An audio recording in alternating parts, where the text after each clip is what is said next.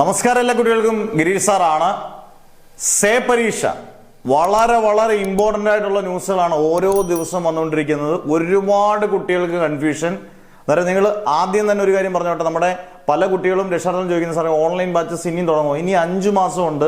എല്ലാ ദിവസവും നവംബർ 1 നമ്മൾ ഒരു ബാച്ച് സ്റ്റാർട്ട് ചെയ്യുന്നുണ്ട് പുത്തൻ, നവംബർ 3 നവംബർ 5 പുത്തൻ ബാച്ചുകളെല്ലാം സ്റ്റാർട്ട് ചെയ്യുന്നുണ്ട്. വളരെ പരിമിതമായ ഫീസിൽ ഏറ്റവും സൂപ്പറായിട്ടുള്ള ക്ലാസ് 100% നിങ്ങൾക്ക് ഉറപ്പിക്കാം. നിങ്ങളത് പഠിച്ചു കഴിഞ്ഞാൽ നിങ്ങൾക്ക് ജയിക്കാമെന്ന് നിങ്ങൾക്ക് തന്നെ മനസ്സിലാവും. ഇപ്പം ബാച്ചസിലുള്ള കുട്ടികൾക്കൊക്കെ അത് വ്യക്തമായിട്ട് അവർ പഠിക്കുന്നുണ്ട്, നല്ല മാർക്ക് ഉറപ്പാക്കുന്നുണ്ട്. അതെ, ആകെ കൺഫ്യൂഷൻ നിൽക്കുന്നത് +1 +2 എഴുതണോ? നിങ്ങൾ ആദ്യമേ അടിവരയിട്ട് മനസ്സിലാക്കുക, ഈ വട്ടത്തെ 2026 സേ എഴുതുന്ന കുട്ടികൾ +2 തോറ്റ കുട്ടികളാണെങ്കിലും +1 തോറ്റ കുട്ടികളാണെങ്കിലും രണ്ടും നിർബന്ധമായിട്ട് അത് മനസ്സിലാക്കുക. രണ്ടും നിർബന്ധമായിട്ടും എഴുതിയിരിക്കണം, അറ്റൻഡ് ചെയ്തിരിക്കണം. ചിലപ്പം നിങ്ങൾ അതിനു മുമ്പുള്ള പരീക്ഷയ്ക്ക് നിങ്ങൾ ജയിച്ച് കാണുമായിരിക്കാം, +2 ജയിച്ച് കാണുമായിരിക്കാം, +1 തോറ്റ് കാണുമായിരിക്കാം. +1 തോറ്റിട്ടുണ്ടെങ്കിൽ അത് നിങ്ങൾ ജയിക്കണം. +2 ജയിച്ചിട്ടുണ്ടല്ലോ, ആ മാർക്ക് നിങ്ങൾ അവിടെ തന്നെ നിൽക്കും. പക്ഷെ നിങ്ങൾ പരീക്ഷ എന്ത് ചെയ്തിരിക്കണം? എഴുതാതിരിക്കരുത്, അറ്റൻഡ് ചെയ്തിരിക്കണമെന്ന് നിർബന്ധമാണ്. അന്നേരം +1 +2 അറ്റൻഡ് ചെയ്യേണ്ട വർഷമാണ് 2026. നിങ്ങൾ മാക്സിമം മാർക്ക് തോറ്റ വിഷയത്തിന് മാക്സിമം മാർക്ക് മേടിച്ചാൽ നിങ്ങൾക്ക് ടെൻഷൻ ഒന്നും വേണ്ട. യഥാർത്ഥത്തിൽ ഗുണകരമാണ്. കാരണം പഴയ മാർക്ക് അതുപോലെ നിൽക്കും, ബെസ്റ്റ് മാർക്കേ എടുക്കത്തുള്ളൂ. അന്നേരം താഴ്ന്ന മാർക്ക് ഒരിക്കലും എടുക്കത്തില്ല, ഉയർന്ന മാർക്ക് മാത്രമേ എടുക്കത്തുള്ളൂ. അങ്ങനെയുള്ള കൺഫ്യൂഷനുകളെല്ലാം നിങ്ങൾ ഒഴിവാക്കുക. പിന്നെ നിങ്ങൾ ചെയ്യേണ്ട കാര്യം, നമുക്ക് വളരെ കുറച്ച് ദിവസങ്ങൾ, കുറച്ച് മാസങ്ങളുള്ളൂ പഠിക്കാൻ. തലേദിവസം പഠിച്ചാലോ 2 ദിവസം പഠിച്ചാലോ ഒന്നും ഇത് എഴുതി എടുക്കാനൊക്കെ വലിയ പാടാണ്.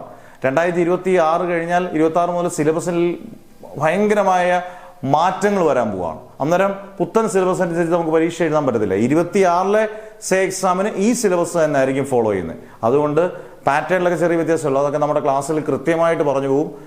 അന്നേരം എപ്പോഴായാലും നമ്മൾ പഠിച്ചാൽ ഒരു രീതിയിലും വളരെ സിമ്പിളായിട്ട് എല്ലാ ചാപ്റ്ററൊന്നും പഠിക്കേണ്ട, ഇമ്പോർട്ടൻറ്റ് ക്വസ്റ്റ്യൻസ് പഠിച്ച് ഈസി ആയിട്ട് പരീക്ഷയ്ക്ക് പാസ്സാകാം. അത് ഏതായാലും, സയൻസ് ആയാലും കൊമേഴ്സ് ആയാലും ഹ്യൂമാനിറ്റീസ് ആയാലും നിങ്ങൾ നന്നായിട്ട് പഠിക്കുക. ആദ്യമായിട്ട് ചാനൽ കാണുന്നവരാണെങ്കിൽ ഒന്ന് സബ്സ്ക്രൈബ് ചെയ്തേക്കുക, മാക്സിമം ഷെയർ ചെയ്തേക്കുക. ഏറ്റവും പുത്തനായിട്ടുള്ള അപ്ഡേറ്റ്സ് എല്ലാം നിങ്ങൾക്ക് കിട്ടുന്നതായിരിക്കും. അതുപോലെ ഫീസ് 225 രൂപ എങ്ങാണ്ടാണ് ഫീസ് വരുന്നത്. അതൊക്കെ നിങ്ങൾക്ക് സ്കൂളിലോ അല്ലെങ്കിൽ അക്ഷയ ത്രൂ ഒക്കെ നിങ്ങൾക്ക് അടയ്ക്കാം, അതൊന്നും കുഴപ്പമില്ല. നവംബർ 7 എന്നുള്ള ഡേറ്റ് ഒരിക്കലും മറക്കരുത്. ഫൈൻ ഇല്ലാതെ അടയ്ക്കേണ്ട ലാസ്റ്റ് ഡേറ്റ് സേ കുട്ടികൾ നവംബർ 7 ആണ്. ഫൈനോടുകൂടി അടയ്ക്കേണ്ടത് 13-ാം തീയതി, നവംബർ 13, സൂപ്പർ ഫൈനോടുകൂടി 25. അവിടെ വരെ ഒന്നും പോകരുത്.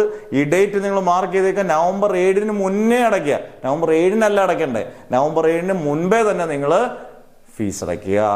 കൃത്യമായിട്ടും രണ്ട് പരീക്ഷയ്ക്ക് ഒരുമിച്ചാണ്, +1 +2 ഒരുമിച്ച് രജിസ്റ്റർ ചെയ്യുക. ഇത് മറക്കല്ലേ കുഞ്ഞുങ്ങളെ, എല്ലാവരും ഓർത്തോണം. നവംബർ 7 വളരെ പ്രത്യേക ദിവസമാണ്. അതിന് മുമ്പേ തന്നെ 5, 6, 3-ാം തീയതിയൊക്കെ, അടുത്ത ആഴ്ച തിങ്കൾ ചൊവ്വ ബുധനൊക്കെ നിങ്ങൾ ഇതിനു വേണ്ടി ശ്രമിച്ചിട്ടേ ബാക്കിയുള്ള കാര്യങ്ങളൊക്കെ ചെയ്യാവുള്ളൂ.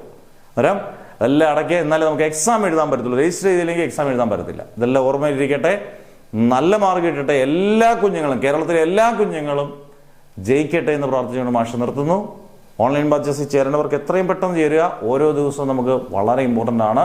നിങ്ങളുടെ പേരും ഡിസ്ട്രിക്റ്റും വാട്സപ്പ് നമ്പറും ഏതൊക്കെ സബ്ജക്ട്സ് എന്ന് കൃത്യമായിട്ട് കൊടുത്താൽ മതി. നിങ്ങൾക്ക് ജയം ഉറപ്പിക്കാം, 100% ജയം ഉറപ്പിക്കാം. Never ever give up.